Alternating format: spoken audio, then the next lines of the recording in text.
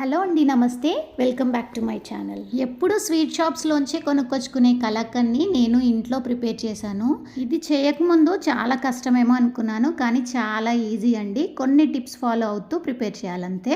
కలాకండ్ని ఇంట్లోనే ఎలా ప్రిపేర్ చేయాలో చూసేద్దామా? ముందుగా ఒక అడుగు మందంగా ఉన్న కడాయిని తీసుకొని 1/2 లీటర్ ఫుల్ ఫ్యాట్ మిల్క్, మీకు ఏది నచ్చితే ఆ బ్రాండ్ని తీసుకోండి.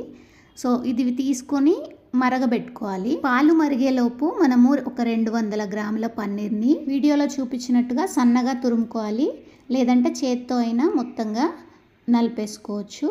బయట నుంచి తెచ్చిన పన్నీర్ అయితే కంపల్సరీ ఓపెన్ చేసిన తర్వాత ఖచ్చితంగా వాష్ చేసుకొని యూజ్ చేసుకోవాలి.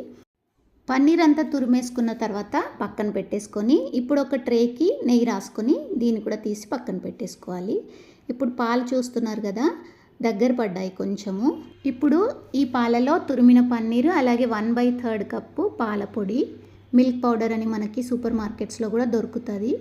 సో ఇవన్నీ కలిపేసుకొని హై ఫ్లేమ్లోనే కలుపుతూ దీన్ని మొత్తం దగ్గరికి అయ్యేలాగా ఉడికించుకోవాలి. చూస్తున్నారు కదా. సో ఇప్పుడు ఇలా దగ్గరికి అయిన తర్వాత ఇప్పుడు దీనిలో షుగర్ యాడ్ చేసుకోవాలి మనము. నేనైతే ఒక 1/3 కప్ షుగరే తీసుకున్నాను. మీకు ఇంకా కొంచెం తీపి కావాలి అనుకుంటే 1/2 కప్ వేసుకోవచ్చు. నేను వేసుకున్న షుగర్కి మాత్రం నాకు చాలా మైల్డ్గా ఉంది కలాకండ్ టేస్ట్, ఎక్కువ స్వీట్ లేకుండా ఉంది. మామూలుగా మనకి స్వీట్ షాప్స్లో అయితే బాగా తియ్యగా చేస్తారు కదా, అలా కావాలి అంటే మాత్రం ఈ కొలతలకి 1/2 కప్ షుగర్ వేసుకోండి. ఈ షుగర్ అంతా కరిగిపోయాక వచ్చే నీళ్ళు ఉంటాయి కదా, నీళ్ళంతా ఇంకిపోయేంత వరకు ఉడికించేసుకుంటే హై ఫ్లేమ్లోనే ఉడికించుకోవాలి.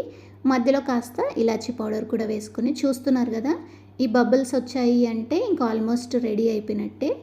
లాస్ట్లో కొంచెం నెయ్యి వేసుకొని కలిపేసుకొని దగ్గర పడింది కదా, దగ్గర పడ్డ తర్వాత దీన్ని నెయ్యి రాసిన ప్లేట్లోకి వేసేసుకొని నీట్గా సర్దేసుకొని పైనుంచి పిస్తా పలుకులతో గార్నిష్ చేసుకున్నామంటే కలాకండ్ రెడీ అయిపోతుందండి. ఒక్క విషయం గుర్తుంచుకోవాల్సింది ఏంటి అంటే, షుగర్ వేసిన తర్వాత హై ఫ్లేమ్లోనే అదంతా దగ్గర పడేంత వరకు కలుపుకోవాలి.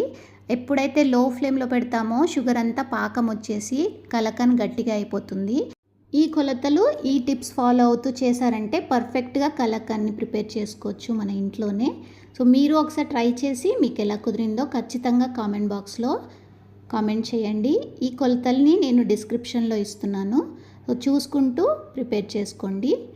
ఈ దివాళీకి మరి ఈ స్వీట్ మీరందరూ ప్రిపేర్ చేసుకుంటారనుకుంటున్నాను. ఈ రెసిపీ మీకు నచ్చితే లైక్ చేయండి, అలాగే మీ ఫ్రెండ్స్కి కూడా షేర్ చేయండి.